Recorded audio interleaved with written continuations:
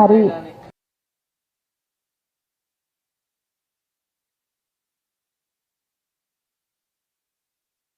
మారుమూల గ్రామాలలో, బడులలో, మరి కాలేజీలలో అయినా హెల్త్ క్యాంప్స్ చేయడం అయినా వాళ్ళ వంతు సహాయం ఆట ఎప్పుడు అందిస్తుంది.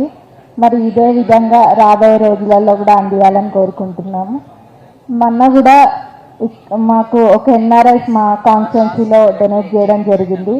మరి ఇక్కడి నుంచి వెళ్ళి ఎంతో కష్టపడి సంపాదించి ఇక్కడ కన్న తల్లి నేల రుణం తీర్చుకునేందుకు అక్కడ వాళ్ళు ఎంతో కష్టపడి సంపాదించిన సంపద ఇక్కడ ఖర్చు చేస్తారు ఎన్ఆర్ఐ.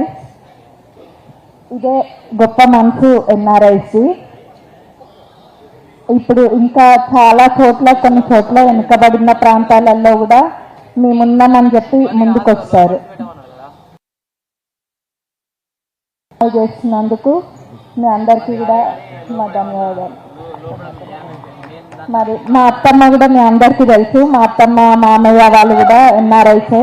గత 30-40 ఏళ్ల నుంచి వాళ్ళు కూడా అనేక అభివృద్ధి కార్యక్రమాలు చేస్తున్నారు. మరి వాళ్ళ ఇన్స్పిరేషన్ తోటి నేను కూడా అట్లా ఎన్ఆర్ఐస్ మా కాన్స్టిట్యున్సీలో కూడా పనులు చేయించుకుంటాం డెఫినెట్గా.